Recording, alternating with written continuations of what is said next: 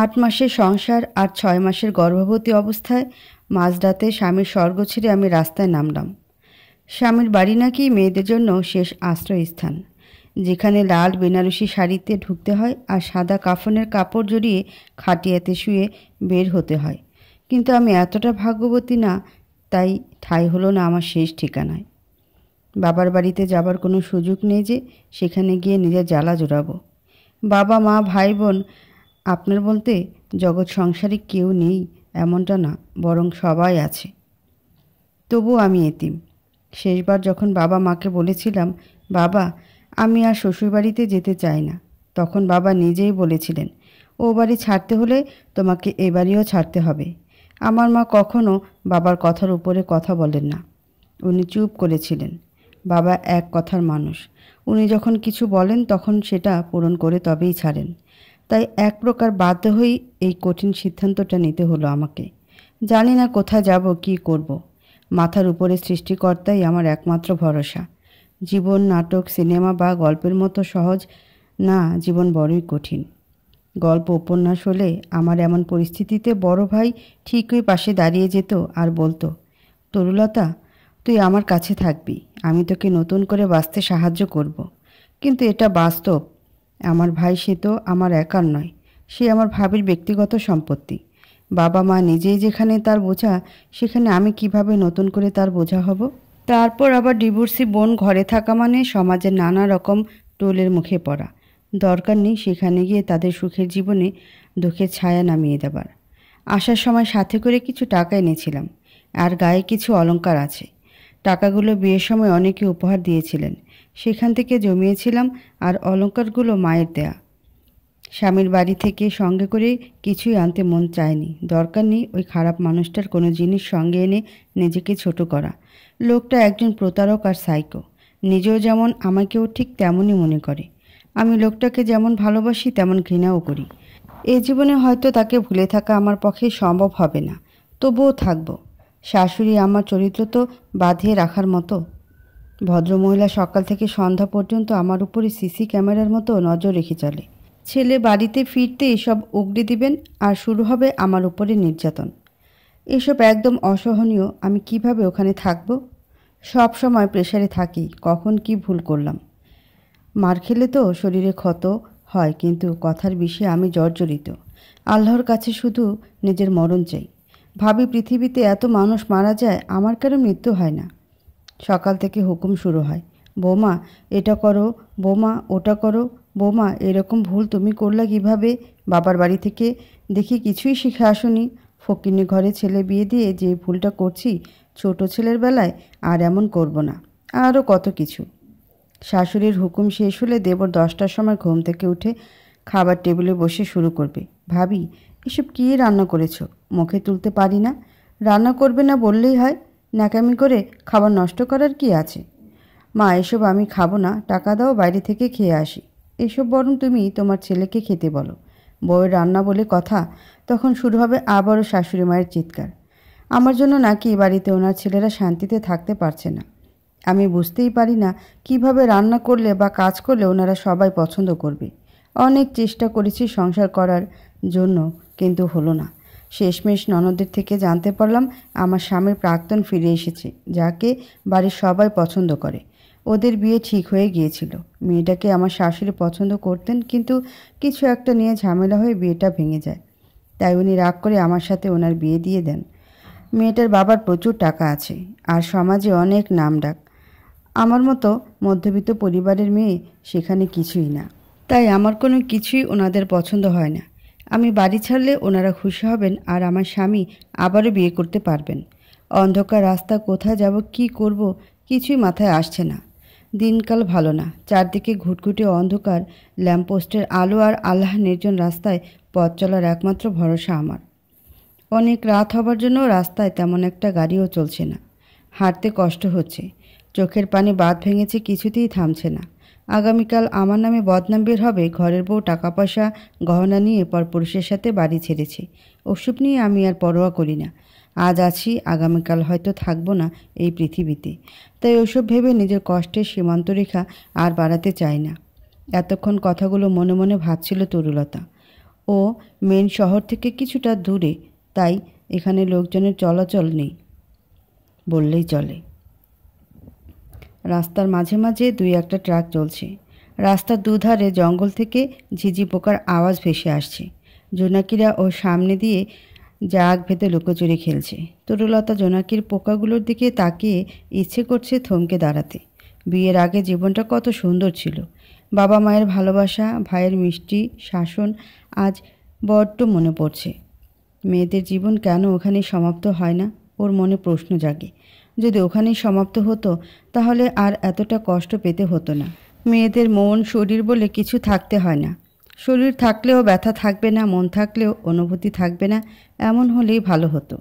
তরুলতার ক্লান্ত শরীর আর পা অসাড় হয়ে আসছে এসব ভেবে। ও আর সামনে এগিয়ে যেতে পারল না। রাস্তার পাশে দাঁড়িয়ে থাকা বিশাল তেঁতুল গাছের গোড়ায় হেলান দিয়ে বসে পড়ল।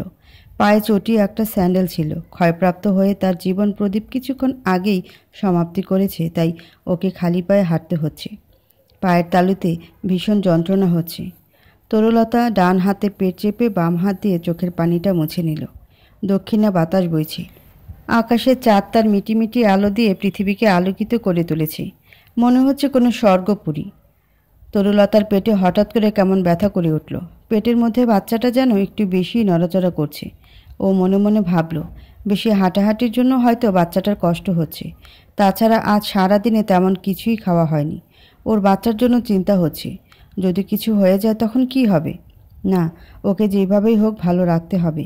খুব আফসোস হচ্ছে এখন এভাবে হুট করে না এসে প্ল্যান করে বাড়ি ছাড়লে এমন বিপদে পড়তে হতো না। কিন্তু লোকটা হঠাৎ এমন নেশা করে মাতলামি শুরু করবে কে জানতো? আজকে না আসলে হয়তো আগামীকাল ও বাড়িতে ওর লাশ পাওয়া যেত। তরুলতা ভাবল, বাকিটুকু রাত এখানেই থাকতে হবে, আর হাঁটা যাবে না। ও নিজের শাড়ির আঁচলখানি গায়ে ভালো করে জড়িয়ে নিয়ে চোখ দুটো বন্ধ করল, কিন্তু ঘুম আসলো না। ক্ষুধার যন্ত্রণায় কাতর তরুলতার চোখের ঘুম আজ পালিয়ে গেছে। ও আবারও সোজা হয়ে বসল। আশেপাশে পানি থাকলে গলাটা একটু ভিজিয়ে নিতে পারত, কিন্তু আশেপাশে কোনো বসতি নেই। কিছু দূরে আলো রেখা দেখা যাচ্ছে, কিন্তু অত দূর যাওয়া ওর পক্ষে সম্ভব না। কী করবে এখন ভেবে ও আবারও গাছের সাথে হেলান দিয়ে চোখ বন্ধ করলো। এভাবে কিছুক্ষণ পার হলো। তারপর হঠাৎ কিছু লোকের ডাকে ও চমকে উঠে চোখ খুলল। রাস্তার দুধারে ঘন গাছের পাতার ফাঁকে সামান্য চাঁদের আলো, তাই ও এই আবছা আলোতে লোকগুলোর মুখ দেখতে পারল না। তবে দেহের আকৃতি বুঝল।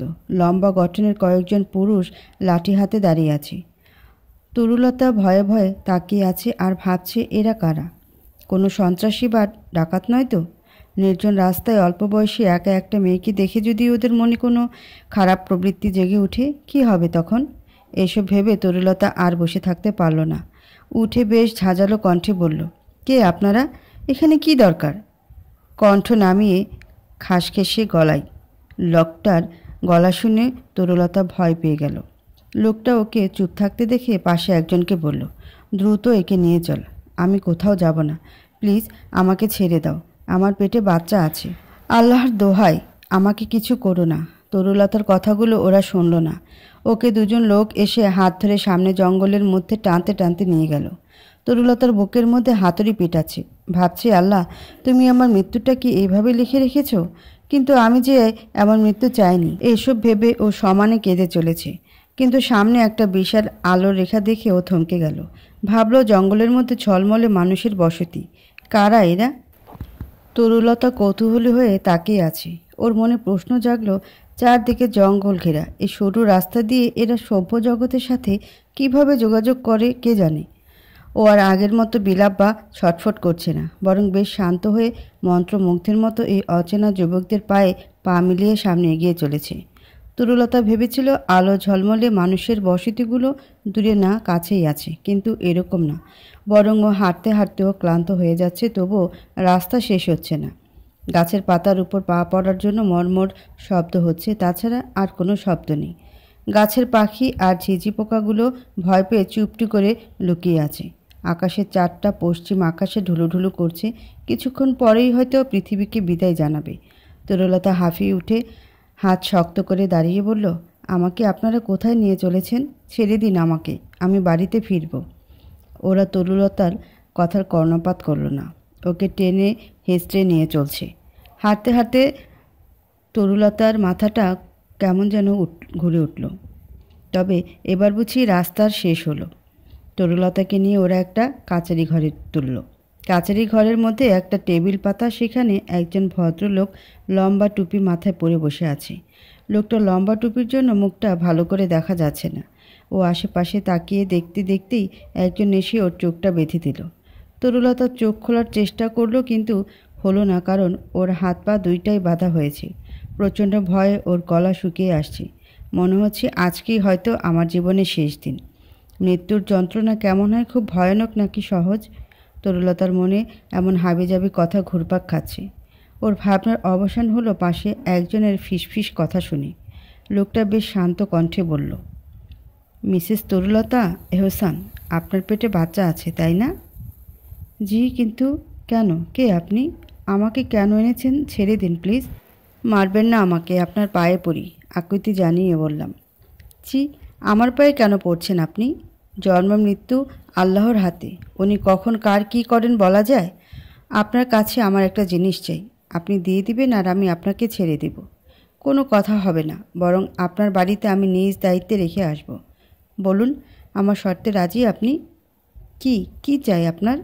কৌতূহলী হয়ে, আপনার বাচ্চাকে আমার চাই।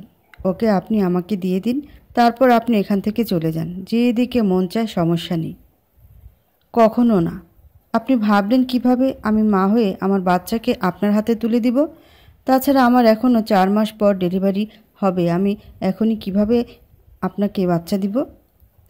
ইচ্ছে থাকলেই উপায় হয়, একবার রাজি হয়ে দেখুন না। আপনাকে ওসব নিয়ে ভাবতে হবে না। সম্ভব না। ক্ষমা করবেন আমাকে। আপনার কথাবার্তা শুনে মনে হচ্ছে আপনি উন্মাদ আর প্রচণ্ড খারাপ একজন মানুষ। জঙ্গলের মধ্যে লোকজন নিয়ে কি করেন? আমাকে ছেড়ে দিন, নয়তো কিন্তু খুব খারাপ হবে। তরুলতার কথা শেষ না হতে ওর গালে জোরে একটা থাপ্পড় পড়ল। লোকটা তার শক্ত হাত দিয়ে ওর চুলের খোপা ধরে দাঁতে দাঁত রেখে বলল, তোর সাথে বেশ ভদ্র আচরণ করেছি, আর সম্ভব না। তোর চেহারা তো বেশ সুন্দর, আমার এখানে কত শেয়াল আর হায়না আছে জানিস? হুকুম দিলে তোর অবস্থা খারাপ করে ছাড়বে, কিন্তু আমি ওসব চাইছি না বলে এমন একটা প্রস্তাব রেখেছি, আর তুই আমাকে অপমান করছিস। আমার কষ্ট হচ্ছে, ছাড়ুন আমাকে। কষ্ট না দিয়ে আপনি আমাকে মেরে ফেলুন। আমার সন্তানকে নিয়েই আমি কবরে যেতে চাই, তবুও আপনার প্রস্তাব শুনতে রাজি না। আচ্ছা, তোর ইচ্ছাই পূরণ হবে। এই, একে নিয়ে যা, আর ওকে ভালো করে তৈরি কর। সুগন্ধি দিয়ে গোসল করিয়ে ভালো পোশাক পরাবি। ও আজ আমাদের মনোরঞ্জন করবে। পারবো না আমি, প্লিজ মেরে ফেলুন আমাকে। তরুলতা লোকটার পায়ে হাত রাখতে গেল, কিন্তু চোখ বন্ধ অবস্থায় ও কিছুই দেখতে পারল না। তবে কারো পায়ে শব্দ শুনল, হয়তো লোকটা চলে গেছে। ও কিছুক্ষণ এখানে চিৎকার করে করে কান্নাকাটি করলো। ক্লান্ত শরীরের জন্য কিছুক্ষণের মধ্যে ও জ্ঞান হারালো। বিশাল পৃথিবীর বুকে প্রতিদিন কত কিছু ঘটে চলেছে, কত অজানা রহস্য পৃথিবীর আনাচে কানাচে লুকিয়ে আছে, যা মানুষের অজানা। তরুলতার সাথেও কি হচ্ছে ওর কিছুই জানে না। এই অজানা লোকগুলো কে আর কোত্থেকে আসলো কিছুই বুঝল না। এইভাবে রাত পার হয়ে সকাল হলো। আস্তে আস্তে তরুলতার জ্ঞান ফিরল। চারদিকে ঘুটঘুটে অন্ধকার, কিছুই দেখা যাচ্ছে না। মাথার উপরে ফ্যান ঘুরছে, আর নাকে কেমন একটা ওষুধ গন্ধ লাগছে। তরুলতা আস্তে করে উঠে বসল। পেটে ব্যথা লাগছে, কিন্তু কেমন খালি খালি লাগছে। তরুলতার বুকের মধ্যে কেমন হু হু করে উঠল। ও 6 মাসের গর্ভবতী ছিল, আর পেটটা অনেক উঁচু ছিল, কিন্তু এখন আর অমন উঁচু নেই। বাচ্চাটা আর নড়াচড়া করছে না। গতকাল রাতের কথা ওর সবটা মনে পড়ে গেল। ও নিজেকে নিয়ন্ত্রণ করতে পারল না। অজানা ভয়ে ওর বুক কাঁপছে। ও চিৎকার দিয়ে কেঁদে উঠল, আর সাথে সাথে রুমের লাইট জ্বলে উঠল। একটা মেয়ে এসে ওর মাথায় হাত রাখল। তরুলতা মুখ তুলে তাকিয়ে দেখল হসপিটালের নার্স ওর পাশে দাঁড়িয়ে আছে। মেয়েটা ওকে নিচু কণ্ঠে বলল, ম্যাডাম, বেশি কান্নাকাটি করবেন না। এই সময় এত কান্নাকাটি ভালো না, আপনার ক্ষতি হবে। আমার বাচ্চা কোথায়? ও আমার পেটে ছিল, কিন্তু এখন আর নেই। তুমি বলতে পারো কি হয়েছে আমার সাথে? ওর কথা শুনে মেয়েটা কিছুক্ষণ চুপ থেকে বলল, আপনি শান্ত হন। এক ভদ্রলোক আপনাকে শহরের মেন রাস্তা থেকে তুলে এনে এখানে ভর্তি করেছেন। আপনি ওনার সাথে কথা বলবেন। ভোর রাত থেকে উনি আপনার জন্য অপেক্ষা করছেন। ডাকুন ওনাকে। আমি জানতে চাই কে এমন করলো আমার সাথে। কাউকে ছাড়বো না আমি। আমার বাচ্চাকে ওরা খুন করেছে, ওরা খুনি। তরুলতার চিৎকার শুনে বাইরে থেকে এক ভদ্রলোক ভেতরে প্রবেশ করল।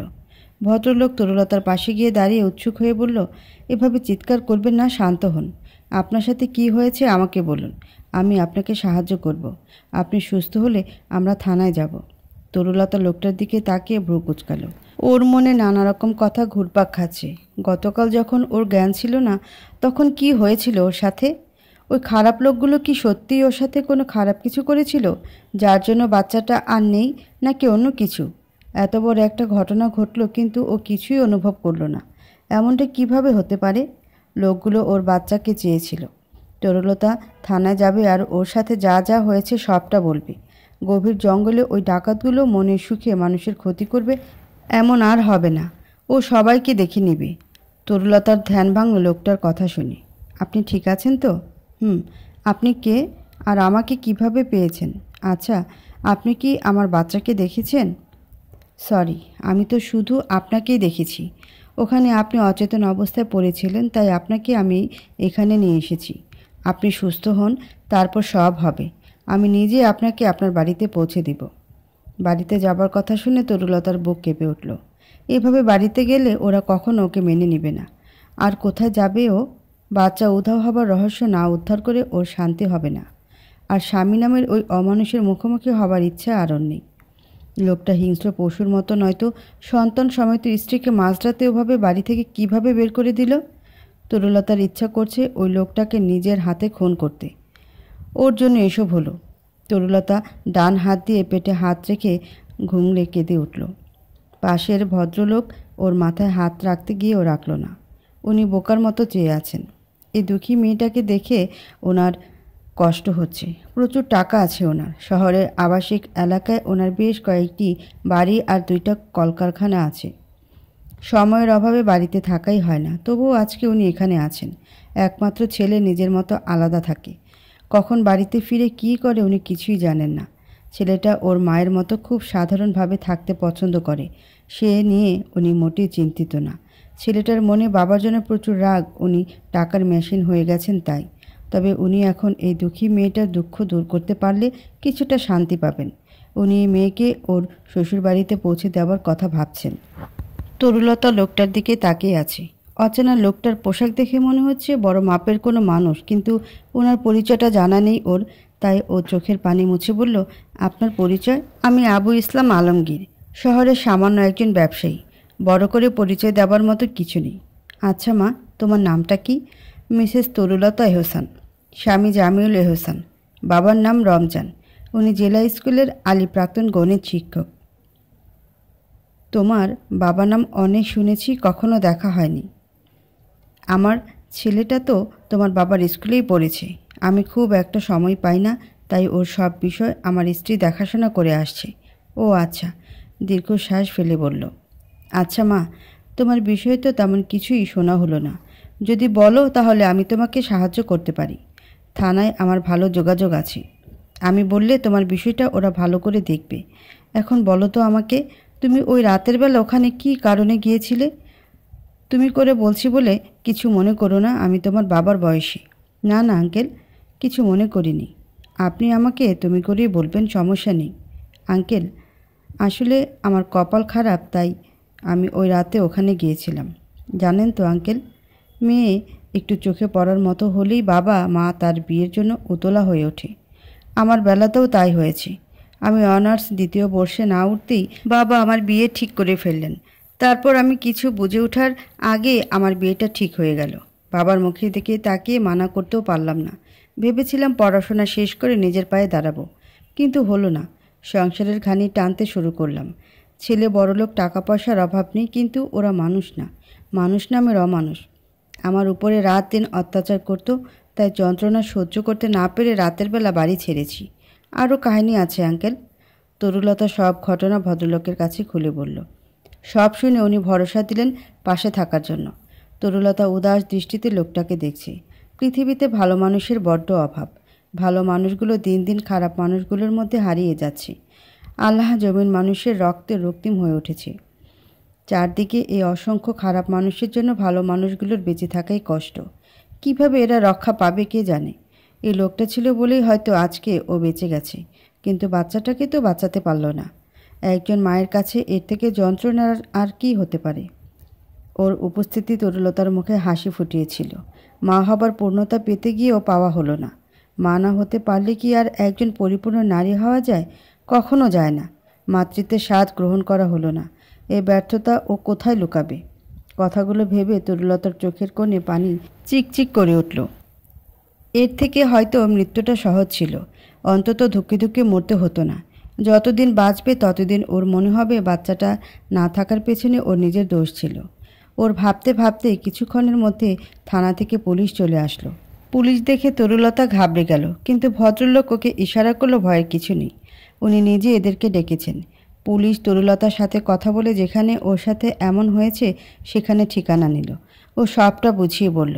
পুলিশ চলে গেলেন, তখনই ওর স্বামী এসে হাজির। ভদ্রলোক স্ত্রী শোকে কাতর, চুলগুলো উস্কো খুস্কো, ধুলো উড়ে যাচ্ছে পোশাক দিয়ে। দুদিন হয়তো গোসল করে না। তরুলতা লোকটাকে দেখে চিৎকার দিয়ে উঠল। কেন এসেছেন আপনি? আমার চোখের সামনে থেকে এক্ষুনি দূর হয়ে যান। যা আপনি চেয়েছিলেন তাই হয়েছে। আপনার জন্য আমি আমার সন্তানকে হারিয়েছি। কখনো ক্ষমা করব না আমি আপনাকে। আমার কথাগুলো শোনো প্লিজ। আমি চাইনি তোমাকে ওভাবে বলতে। আসলে তখন প্রচণ্ড রেগেছিলাম, তাই তোমাকে বাড়ি থেকে বের করে দিয়েছিলাম। তুমি ফিরে চলো। আমি কখনো আর এমন করব না, প্রমিস। আর তোমার সাথে এমন হবে আমি বুঝতে পারিনি। আমি আমার কথা শুনে রেগে তোমার সাথে এমন করে ভুল করেছি। আমার সাথে চলো প্লিজ। আমি বিশ্বাস করি না আপনাকে। আপনি দিনে একরকম আর রাতে অন্যরকম। যখন আপনার আমাকে প্রয়োজন হয় তখন আপনি আমার কাছে আসেন, আর যখন প্রয়োজন ফুরিয়ে যায় তখন ছুঁড়ে ফেলে দেন। কেন? আমার কি মন নেই, শরীর নেই যে যখন খুশি আঘাত করা যায়? তরুলতা কথাটা বলে ফুপিয়ে কেঁদে উঠল। ওকে এভাবে কাঁদতে দেখে ওর স্বামী ওর মাথায় হাত রাখতে গেল, কিন্তু পারল না। ও পিছিয়ে এসে বেড থেকে নামতে গেল। ওর মাথা টলছে, দাঁড়াতে পারছে না। পাশ থেকে নার্স এসে ওকে বিছানায় বসিয়ে ওর স্বামীকে আসতে বলল। এখন ওকে উত্তেজিত করলে আরও খারাপ হবে, তাই বাধ্য হয়েই ওর স্বামী জামিউল চলে গেল। জামিউল চলে গেলে তরুলতা আলমগীর সাহেবকে বলল, আঙ্কেল, আমি যদি আপনার মেয়ের মতো হয়ে থাকি তাহলে প্লিজ আমাকে আজকের জন্য এখান থেকে নিয়ে যান আপনার কাছে। আমি কথা দিচ্ছি সুস্থ হলেই আমি আপনার বাসা থেকে চলে যাব, আর কখনো আসব না। আমি ওর বাড়িতে আর ফিরতে চাই না। আমি ওকে ডিভোর্স দিব। চাই না এমন স্বামীর যে কিনা পুলিশের ভয়ে আমাকে নিতে এসেছে। আমার মন বলছে আপনি হয়তো ফোনে ওকে জোর করেছেন তাই ও এসেছে, নয়তো কখনো আসতো না। তুমি ভেবেচিন্তে সিদ্ধান্ত নিচ্ছ তো? আসলে তুমি এখন অনেক অসুস্থ, তাই এসব বলছো। যখন সুস্থ হবে তখন ভালো করে ভেবে সিদ্ধান্ত নেবে। আর মা, তোমার এই ছেলের আল্লাহ রহমতে যথেষ্ট আছে, তাই সেখানে গিয়ে তুমি থাকলে আমি অখুশি হব না, বরং খুশি হব। চলো আমার সাথে। ধন্যবাদ আঙ্কেল, আপনি আমার জন্য আল্লাহর আশীর্বাদ হয়ে এসেছিলেন। আল্লাহকে শুক্রিয়া। তরুলতা আলমগীর সাহেবের সাথে ওনার বাড়িতে চলল। পুলিশ ওর কেসটাকে বেশ গুরুত্বের সাথে দেখছে। সেদিন রাতে সে আগন্তুকের নাম ধরে ডেকেছিল, তার মানে ওরা তরুলতার চেনা কেউ। ওরা ইচ্ছা করে তরুলতার সাথে এমন ঘটিয়েছে। বাড়িতে ফিরে আলমগীর সাহেব তরুলতাকে নিজের স্ত্রী সুমিতার সাথে আলাপ করিয়ে দিল। উনি তরুলতার দুঃখ শুনে কষ্ট পেলেন এবং ওকে গ্রহণ করলেন। কোনো ঝামেলা হলো না। তরুলতা এদের ব্যবহারে বেশ খুশি হলো। বিপদের সময় সাহায্যকারী বন্ধুই বড় বন্ধু। তরুলতাকে নিয়ে গিয়ে সুমিতা বেগম গোসল করিয়ে খাবার দিয়ে রেস্ট নিতে বললেন। তরুলতা সারাদিন সেদিন ঘুমিয়ে কাটালো। কতদিন ঘুমানো হয়নি এমন শান্তিতে। একবারে সন্ধ্যায় ওর ঘুম ভাঙল। খোলা জানালা দিয়ে পাখির কিচিরমিচির শব্দ ভেসে আসছে। বাগানের পেয়ারা গাছের ডালে কোকিল একমনে ডেকে চলেছে। বসন্তের আগমন ঘটবে এবার। তরুলতা ক্লান্ত শরীর নিয়ে ফ্রেশ হয়ে ছাদের দিকে এগিয়ে গেল। এই সময় ছাদে দাঁড়িয়ে থাকতে বেশ লাগে ওর। বাড়ির কাজের মেয়ের থেকে ছাদে যাবার রাস্তা জেনে নিয়েছে ও। ছাদে উঠতেও অনেক কষ্ট হলো, তবুও এখন শান্তি। ঝাঁক ঝাঁক পাখি উড়ে যাচ্ছে মাথার উপর দিয়ে। দূরে রাস্তা দিয়ে গাড়ি চলছে। তরুলতা ওদিকে তাকিয়ে থাকতে হঠাৎ কারো আওয়াজ শুনে চমকে উঠল। কেউ একজন ওর নাম ধরে ডাকল, তরু, তুমি এখানে? তরুলতা তাড়াতাড়ি পেছনে ঘুরে অবাক হয়ে গেল, কারণ ওখানে তমাল দাঁড়িয়ে আছে। তরুলতা ওর দিকে তাকিয়ে বিড়বিড় করে বলল, তমাল ভাইয়া? তমাল ওর কলেজের সিনিয়র বড় ভাই। তরুলতাকে উনি পছন্দ করতেন। পছন্দ নয়, ভালোবাসতেন, এটা উনি কখনো মুখ ফুটে বলেননি, কিন্তু তরুলতা বুঝত। ছেলেটা সবসময় ওর আশেপাশে ঘুরঘুর করত। না চাইতেও সাহায্য করত। কিন্তু উনি এখানে কি করছেন জানার জন্য বলল, আপনি এখানে কি করছেন তমাল ভাইয়া? এটা আমার বাড়ি। আচ্ছা, তখন বাবা একজনের কথা বলেছিল, উনি কি তোমার কথায় নিচে তখন আলাপ করেছেন? মানে গতকাল রাতে তুমি ছিলে? জি। উনি আমার কথা বলছেন। গতকাল রাতে উনি আমাকে তুলে এনে হসপিটালে ভর্তি করেছেন। উনি না থাকলে হয়তো এতক্ষণ আমি হসপিটালের মর্গে থাকতাম। কি বলছো তুমি? তোমার কিছু হবে না। আমি ভেবেছিলাম তুমি অনেক সুখে আছো, তাই কখনো তোমার সাথে দেখা করার চেষ্টা করিনি। কিন্তু তোমাকে এভাবে পাবো কখনো ভাবিনি। আমি তোমাকে সাহায্য করব, তুমি ভেবো না। তরুলতা কিছুক্ষণ তমালের সাথে কথা বলল, কিন্তু কিছুতেই ওর মন শান্ত হচ্ছে না। ভেতরটা যন্ত্রণায় ছটফট করছে। বাচ্চাটার জন্য কষ্ট হচ্ছে। মনে হচ্ছে হয়তো মৃত্যুটাই ওর জন্য ভালো ছিল। প্রচণ্ড ভয় করছে বাবার কথা ভেবে। বাবা এগুলো জানলে কি বলবেন? কখন ওকে মেয়ে বলে আর মানবেন না। আবেগের বশবর্তী হয়ে জীবনের চরম ভুলটা করে ফেলেছে। এখন কি হবে? শ্বশুরবাড়িতে ফিরে যাওয়া মানে আবারও শাশুড়ি আর স্বামীর অবহেলা নিয়ে ঘরের এক কোণে পড়ে থাকা। তারপর আবার জামিউল কিছুদিন পরে বিয়ে করবে। না, সতীনের সংসারে থাকার মতো মন মানসিকতা ওর নেই। নিজের পায়ে দাঁড়াতে হবে, কিন্তু মাধ্যমিক পাশে ওকে কে বা চাকরি দিবে? তরুলতা তমালের সামনে দাঁড়িয়ে আছে। তমাল ওর দিকে তাকিয়ে একের পর এক কথা বলে চলছে, কিন্তু ও তা কানে নিচ্ছে না। কিছুক্ষণ দাঁড়িয়ে থেকে ও মিনমিন করে বলল, ভালো লাগছে না, আমি এখন আসছি, পরে কথা হবে। ও কথা শেষ করে তমালের উত্তরের জন্য অপেক্ষা করলো না, চলে গেল। তমাল ওর চলে যাওয়ার দিকে তাকিয়ে আছে। মেয়েটার জন্য ওর কষ্ট হচ্ছে, আবার ওর বেশ খুশিও লাগছে এটা ভেবে যে হয়তো ওকে নিজের করে পাওয়ার আবারও একটা সুযোগ এসেছে। আল্লাহ যা করেন ভালোর জন্যই করেন। তমাল ভাবলো সেবার নিজের ভুলে ওকে হারিয়েছিলাম, এবার আর এমন হবে না। ওকে পেতে যা করার আমি করব। মেয়েটা জীবনে অনেক কষ্ট সহ্য করেছে, আর না, ওকে সুখে রাখার দায়িত্ব নেব। কথাগুলো ভেবে ও রুমের দিকে পা বাড়ালো। তরুলতা ছাদ থেকে এসে রুমে যেতে চেয়েছিল, কিন্তু পারেনি। তমালের মায়ের সাথে দেখা হবার জন্য উনি তরুকে সন্ধ্যার নাস্তা খাওয়ার জন্য ডেকে নিলেন। ভদ্রমহিলার নাম শেফালি। নামের সাথে ওনার চেহারার একদম মিল আছে। বয়স হয়েছে, কিন্তু চেহারার লাবণ্য একটুও কমেনি। মধ্যবিত্ত বা গরিব হলে হয়তো এর কিছু অবশিষ্ট থাকতো না।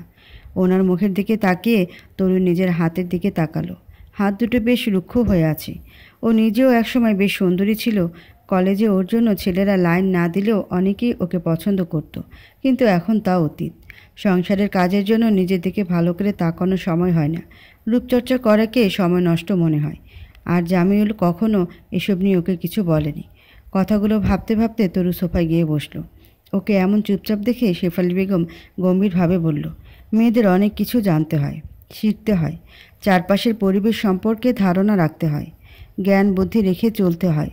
ভুলভাল সিদ্ধান্ত নিলে জীবনে কষ্ট ছাড়া কখনো সুখ পাওয়া যায় না। তুমি দেখতে মাশাআল্লাহ সুন্দরী, তাহলে তোমার স্বামীর কেন তোমার দিকে নজর নেই? কখনো কি তার মন জয় করার চেষ্টা করেছো? করেছিলাম তো, কিন্তু এটা আমার কপালে ছিল, তাই হয়েছে। যার মনে অন্যজনের বসবাস, তার মনে আমি কিভাবে ঠাঁই পাবো বলুন? দীর্ঘশ্বাস ফেলে। কেউ কাউকে এমনি এমনি ভালোবাসে না, ভালোবাসা আদায় করে নিতে জানতে হয়। প্রথম দেখায় যদি মানুষের ভালোবাসা হয়ে যায়, তাহলে দীর্ঘদিন একসাথে থেকেও কেন তোমাদের ভালোবাসা হলো না? তুমি সম্পর্কে যত্নশীল ছিলে না। প্রথম থেকে তাকে নিজের করে রাখার চেষ্টা করেছো বলে তো মনে হয় না। আপনি কি এসবের জন্য আমাকে দোষ দিচ্ছেন? কে চায় না বলুন তো নিজের স্বামীর ভালোবাসা? আমি চেষ্টার কোনো ত্রুটি রাখিনি। আসলে ওরা চায় না আমি ও বাড়িতে থাকি। দোষ কেন দিব? আমার মনে হলো তাই বললাম। যাই হোক, কী করবে ভাবছো? ঠিক করেছো কিছু? স্বামীর বাড়িতে নাকি বাবার বাড়িতে ফিরবে? যদি সেখানে না যাও, তবে আমার চেনা একটা মহিলা সমিতি আছে। ওরা মেয়েদের কর্মসংস্থানের ব্যবস্থা করে থাকে। সেখানে গেলে তুমি থাকতে পারবে, আর নিজে কিছু করতেও পারবে। জি। অবাক হয়ে বললাম। ওদের কথা শেষ হলো না, এর মধ্যেই তমাল সেখানে হাজির হলো। তমাল হাসি মুখে জিজ্ঞাসা করলো, ও কোথায় থাকতে পারবে আম্মু? আমাদের এখানে আবার কোথায়? আচ্ছা, তোর না গতকাল মিটিং আছে, কয়েক সপ্তাহের জন্য বাইরে থাকতে হবে। আব্বু মিটিং বাতিল করেছি, ওসব নিয়ে মাথা ঘামাতে হবে না। বাবা, কাজে ফাঁকি দেওয়া ঠিক না। আমি মনে করি ব্যবসার কাজটা তোমার মন দিয়ে শেখা উচিত। বাদ দাও তো, এখন খেতে দাও। তরুলতা শেফালি বেগমের দিকে তাকিয়ে আছে। ভদ্রমহিলা এখন বেশ স্বাভাবিক, কিন্তু যখন ওর সাথে কথা বলছিল তখন কেমন যেন চিন্তিত ছিল। ওনার ভাবভঙ্গি দেখে তরুর মনে হচ্ছে উনি ওর এখানে থাকাটা পছন্দ করছেন না। কিন্তু কেন? ও তো এখানে সারা জীবনের জন্য আসেনি, 2 দিন পরেই চলে যাবে। তমাল খাবারে কামড় দিয়ে তরুর দিকে তাকিয়ে জিজ্ঞাসা করলো, তরু, খাবার নিয়ে কি ভাবছো এত? চা ঠান্ডা হয়ে যাবে তো, তাড়াতাড়ি শেষ করো। তরু চায়ের কাপটা তুলে মুখ ডোবালো। গলাটা কেমন বিষাক্ত আর তেতো হয়ে আছে। চাটা ঠিক বিষের মতো লাগছে। গায়ের তাপমাত্রা ঠিক নেই, কেমন জ্বর জ্বর লাগছে। জ্বর আসলে ওর প্রচণ্ড খারাপ লাগে। ভুলভাল বকে এই মুহূর্তে মায়ের কথা প্রচণ্ড মনে পড়ছে। জ্বর আসলে মা ওর বিছানার পাশে বসে থাকতেন। তরু চায়ের কাপটা নামিয়ে রেখে শুকনো ঠোঁটে সামান্য হাসি ফুটিয়ে বলল, খেতে ইচ্ছা করছে না, আমি রুমে যাচ্ছি। রাতে আমাকে আর ডাকবেন না, একটু ঘুমাতে চাই। তরুর কথা শুনে তমাল চিন্তিত হয়ে বলল, না খেলে যে শরীর খারাপ করবে, আর তুমি এখনও অনেক দুর্বল, খেতেই হবে। তমাল ওকে আটকাস না, মেয়েটার শরীর খারাপ, বিশ্রাম করলে ঠিক হবে। মা, তুমি রুমে যাও, আমি খাবার নিয়ে আসব। তোমাকে এখানে এসে খেতে হবে না, তুমি যাও। তরু ওনার কথা শুনে রুমের দিকে এগিয়ে গেল। শেফালি বেগম ছেলের দিকে তাকিয়ে আছে। ছেলেটা বেশ চঞ্চল হয়ে উঠেছে। ছেলেটাকে নিয়ে উনি বেশ চিন্তা করেন। একমাত্র ছেলে ওনার, সেই ছোট থেকে নিজের সাথে সাথে নিয়ে বেড়ান। এভাবেই সন্ধ্যা পার হলো।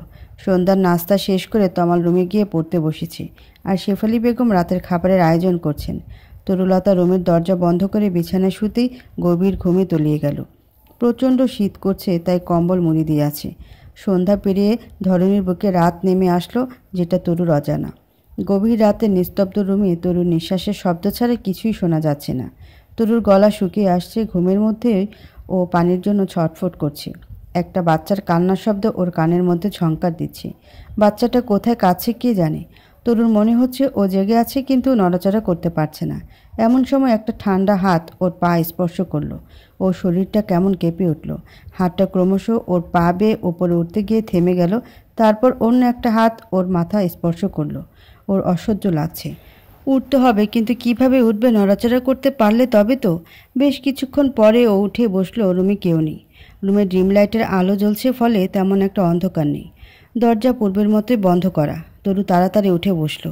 দরজা তো বন্ধ ছিল, জানালা আর বেলকনির দরজা খোলা। সেখান থেকে হু হু করে বাতাস আসছে। ও আস্তে করে উঠে গিয়ে জানালা বন্ধ করে বেলকনির দরজা বন্ধ করতে গিয়ে দেখলো রাস্তার উপর একজন দাঁড়িয়ে আছে, ঠিক ওর রুমের দিকে তাকিয়ে। তরুর মনে প্রশ্ন জাগলো, লোকটা কে? তরু ভ্রুকুচকে সামনের দিকে তাকিয়ে আছে। রাস্তার উপরে দাঁড়িয়ে থাকা মানুষের অবয়ব দেখে ওর খুব চেনা চেনা লাগছে। ও মনে মনে একজনকে ভেবে নিল, কিন্তু ও এখানে কিভাবে আসবে ভেবে ও আস্তে করে পা ফেলে রুমের বাইরে বেরিয়ে আসলো। ওর মাথা সমেত শরীরটা টলছে আর শীতে ও কুঁকড়ে যাচ্ছে, কিন্তু লোকটার কাছে ওর যেতে হবে।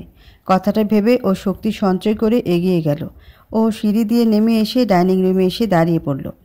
সারা বাড়িতে পেনপতন নীরবতা বিরাজ করছে। আবছা অন্ধকার, কিন্তু পথ চলতেও সমস্যা হচ্ছে না। তরু দরজা খুলে বাইরে তো আসলো, কিন্তু গেটের কাছে দারোয়ান দাঁড়িয়ে আছে। রাস্তা যেতে হলে ওকে বাড়ির প্রধান গেট টপকে যেতে হবে। তরুলতা কি করবে ভাবছে। এত রাতে বাইরে দেখলে দারোয়ান যদি জিজ্ঞাসা করে বা কাউকে ডাকে, তখন কি হবে? ভুল বুঝবে বাড়ির লোকেরা, ভাববে মেয়েটা পালিয়ে যাচ্ছে। না, এভাবে হবে না। দারোয়ানকে বুঝিয়ে বলবে ভেবে ও সামনে এগিয়ে গেল। বাড়ির সামনে গাড়ি চলাচলের জন্য সরু রাস্তা, আর রাস্তার দুপাশে নানা রকম ফুল গাছের সারি। গেটের সামনে কিছুটা অংশ খালি আছে, সেখানে টেনিস কোর্ট বসানো আছে। তরু সেখানে আসতেই উপর থেকে ওর সামনে হঠাৎ একটা ঢিল এসে পড়ল। ঢিলটা ওর গায়ে লাগতে লাগলে গা ছুঁয়ে বেরিয়ে গেল। ও ভয়ে চমকে উঠে চিৎকার দিতে গিয়ে থেমে গেল। শেষ রাত, তাই পশ্চিম আকাশে চাঁদ আছে, হয়তো পূর্ণিমা চলছে। চাঁদ তার সমস্ত জোছনা পৃথিবীর বুকে উজাড় করে ঢেলে দিয়েছে। আকাশে আজ মেঘের ছিটে ফোঁটাও নেই। তরুলতা আশেপাশে তাকিয়ে দেখলো রাউন্ড করা একটা সাদা বস্তু ওর সাইডে পড়ে আছে। ও তাড়াতাড়ি সেটা তুলে নিয়ে সামনে মেলে ধরল। একটা চিরকুট টাইপের কাগজ লাগছে, কিন্তু ও শিওর না, কারণ চাঁদের আলোতে ওটা স্পষ্ট বোঝা যাচ্ছে না। কিছু লেখা আছে, এটা দেখে ও কাগজটা হাতের মুঠোয় নিল। ঠিক তখনই কেউ একজন ওর পিঠে হাত ছোঁয়ালো। তরুর জ্বর ছিল, তাই ওর গায়ের তাপমাত্রা অনেক বেশি। হঠাৎ ঠান্ডা হাতের ছোঁয়া লাগার জন্য ওর গা ছমছম করে উঠল। ও কিছুটা চমকে পেছনে তাকিয়ে দেখলো তমাল দাঁড়িয়ে আছে। তমালকে দেখে তরু হাঁপ ছেড়ে বাঁচল। ওর সাথে এসব কি হচ্ছে ওর জানা নেই। কাউকে বলা ঠিক হবে কি এটাও বুঝতে পারছে না। তরুকে চুপ থাকতে দেখে তমাল চিন্তিত হয়ে বলল, এত রাতে তুমি বাইরে কেন? আর তোমার গায়ে তো অনেক জ্বর। ওষুধ খেয়েছিলে রাতে? ওষুধ খেতে আমার ইচ্ছে করে না। রুমে থাকতে ইচ্ছা করছিল না, তাই এখানে এসেছি। কিন্তু আপনি হঠাৎ বাইরে কেন? মিথ্যা বলল তরু। পানি খাবার জন্য উঠেছিলাম, ডাইনিং রুমে পানি নিতে এসে দেখি দরজা খোলা, তাই দেখতে আসলাম আর তোমাকে পেলাম। যাই হোক, রুমে চলো, ওষুধ খাবে। আগে সুস্থ হতে হবে, তারপর জীবনযুদ্ধে অংশগ্রহণ করবে, বুঝলে? আমি আগামীকাল থেকে তোমার জন্য একটা রুটিন তৈরি করে দিব, ওটা ফলো করবে। আশা করি দ্রুত ভালো হয়ে যাবে। যারা তোমাকে কষ্ট দিয়েছে তাদের কথা একটুও ভাববে না। আমি কথা দিচ্ছি, তোমার সাথে করা অন্যায়ের উপযুক্ত শাস্তি আমি ওদেরকে দিব। জি? তরুলতা তমালের এতগুলো কথার উত্তরে শুধু হুম বলল। কথা বলতে ইচ্ছে করছে না ওর। ওর হাতের কাগজটা এখনও হাতের মধ্যেই আছে। এটাও কাউকে দেখাতে চাইছে না। আপাতত কি আছে আগে ও দেখতে চাইছে, তারপর অবস্থা বুঝে ব্যবস্থা নেওয়া যাবে। কথাগুলো ভেবে ও তমালের পিছু পিছু এগিয়ে গেল। রুমে এসে তমাল ওকে বসিয়ে রেখে নিজের রুমে ওষুধ আনতে গেলে এই সুযোগে ও চিরকুটটা বালিশের নিচে রেখে দিল।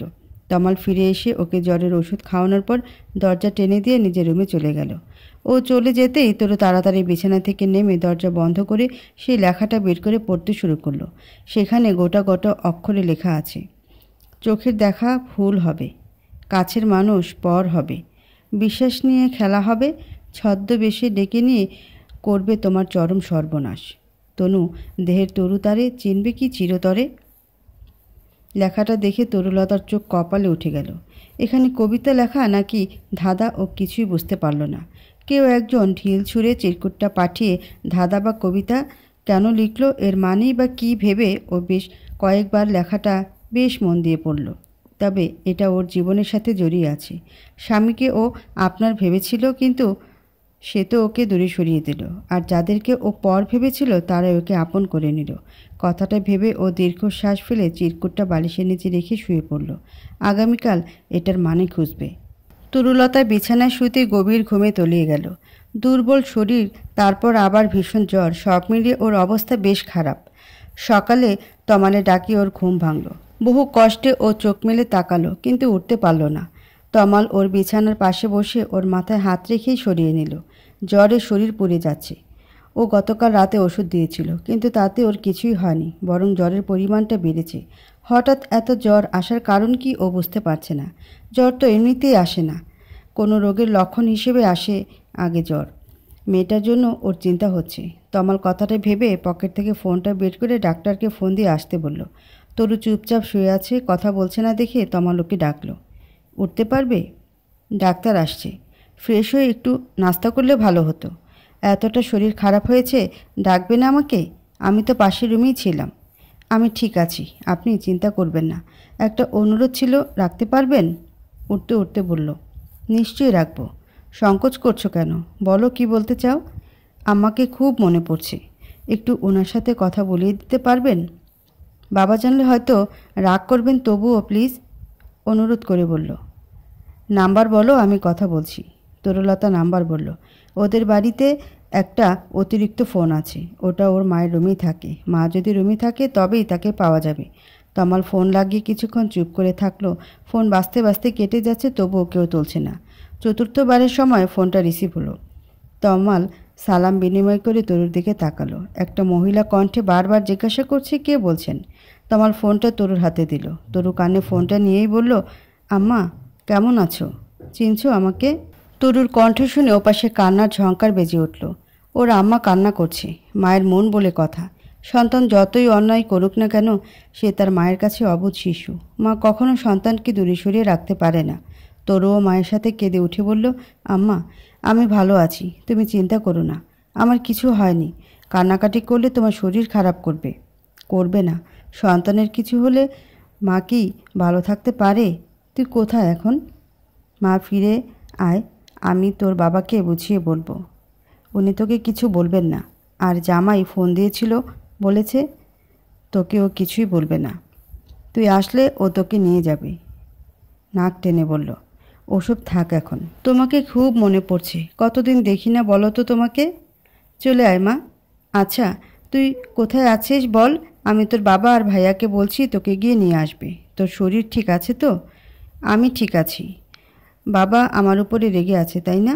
আম্মা বিশ্বাস করো, আমি ইচ্ছা করে এমন করিনি। ওই লোকটা আমাকে বাধ্য করেছিল বাড়ি ছেড়ে চলে আসতে। আমার মেয়েটার কপালটাই খারাপ। বিয়ের আগে বলেছিলাম ছেলের বিষয়ে খোঁজ খবর নিতে, কিন্তু তোর বাবা তো শুনলই না। যাই হোক, এখন আর কি করার, যা হয়েছে সেসব মানিয়ে নিয়েই সংসার করতে হবে। আম্মা, আমি আর ও বাড়িতে ফিরছি না। বাবাকে বলবা আমি জামিউলকে ডিভোর্স দিতে চাইছি। যে নিজের স্ত্রী সন্তানের দায়িত্ব নিতে জানে না, তার মতো স্বামী থাকার চাইতে না থাকাই ভালো। আমি বিধবা হতাম, তাতেও কোনো দুঃখ ছিল না, রেগে বলল। তরু মুখটা কঠিন করে ফেলেছে। তমাল ওর মুখের দিকে তাকিয়ে আছে। রাগলে মেয়েটাকে ভীষণ সুন্দর লাগে। এলোমেলো চুলগুলো ছড়িয়ে আছে, চোখের কোণে কাজল নেই, আছে ফোঁটা ফোঁটা পানি। ঠোঁট দুটো শুকিয়ে আছে। ওর চেহারায় একটা মায়া মায়া ভাব ফুটে উঠেছে। কী যে অদ্ভুত সুন্দর লাগছে ওকে। তমাল চোখ কিছুতেই ফেরাতে পারছে না। ও এক দৃষ্টিতে তাকিয়ে আছে। তরু কথা শেষ করে ফোনটা পাশে রেখে দিল। তমাল ওকে আর প্রশ্ন করল না। প্রশ্ন করে বিব্রত করতে ইচ্ছা করছে না। ও তরুকে বাথরুমে যাবার জন্য সাহায্য করতে চাইল, কিন্তু তরু ইশারা বুঝিয়ে দিল ও পারবে। তমালকে ওর খারাপ লাগে না, তবে কেমন সংকোচ লাগে। মানুষটা দূরে থাকলেই ভালো হয়। ওকে নিজে নিজে বাথরুমে যেতে দেখে তমাল বাইরে চলে গেল ওর জন্য নাস্তা নিয়ে আসার জন্য। শেফালি বেগম নাস্তা সাজিয়ে বসে আছে। তমালকে আসতে দেখে উনি হাসি মুখে বললেন, কতক্ষণ অপেক্ষায় রাখবি শুনি? কখন ডেকে এসেছি, কিন্তু তোর খবর নেই। খেয়ে আমাকে উদ্ধার কর। মেয়েটা উপরে আছে, ওর জন্য নাস্তা নিয়ে যেতে হবে তো। তরুর প্রচণ্ড জ্বর, খাবার নিয়ে যেতে হবে। তুমি খেয়ে নাও, আমি ওর খাবার দিয়ে তবেই খাবো। জ্বর কখন থেকে? আমি রাতের খাবার নিয়ে গিয়েছিলাম, কিন্তু দরজা বন্ধ দেখে ফিরে এসেছি। আচ্ছা, আমিও পরে খেয়ে নিব, আগে চল ওকে দেখে আসি। শেফালি বেগম চিন্তিত হয়ে কিছু খাবার নিয়ে তড়িঘড়ি করে তমালকে নিয়ে উঠে গেল। ততক্ষণে তরু ফ্রেশ হয়ে নিয়েছে। ও বালিশে হেলান দিয়ে বসে আছে। শেফালি বেগম রুমে এসে তরুর মাথায় হাত দিয়ে দেখলেন ওকে খাবার দিয়ে কথা বলতে বলতেই ডাক্তার এসে গেল। ডাক্তার ওকে চেক আপ করে কিছু ওষুধ দিলেন। সব শেষে তরুকে বিশ্রামে রেখে ওরা চলে গেল। তরু বিছানায় বসে আছে। গতকাল রাতে আনা চিঠিটা ওর হাতে। তরু বুঝে নিল এটা কোনো ছন্দ বা কবিতা না, একটা ধাঁধা। আর এই ধাঁধার উত্তর ওকে খুঁজতে হবে। ধাঁধার প্রথম লাইন ছিল, চোখের দেখা ভুল হবে, আপন মানুষ পর হবে। চোখের দেখা ভুল আছে বলে ওর মনেও হলো না। সব তো ঠিকই আছে। তরুর মাথায় যন্ত্রণা হচ্ছে, তাই ও এটা পাশে রেখে চোখ বন্ধ করলো। সারাদিন এইভাবে ওর দিনটা পার হলো। সন্ধ্যায় খাওয়া দাওয়া করে ও রুমে এসে দরজা বন্ধ করলো। তমাল আজ বাড়িতে নেই। কিসের একটা কাজের জন্য সে বাইরে আছে। বাড়িতে শেফালি বেগম আর কাজের লোকগুলো আছে। তরু ঘুমিয়ে আছে। ও ঘুমের মধ্যে শুনতে পেল কেমন শব্দ করে দরজাটা খুলে গেল। নির্জন রুমে খসখস শব্দে কেউ একজন প্রবেশ করলো।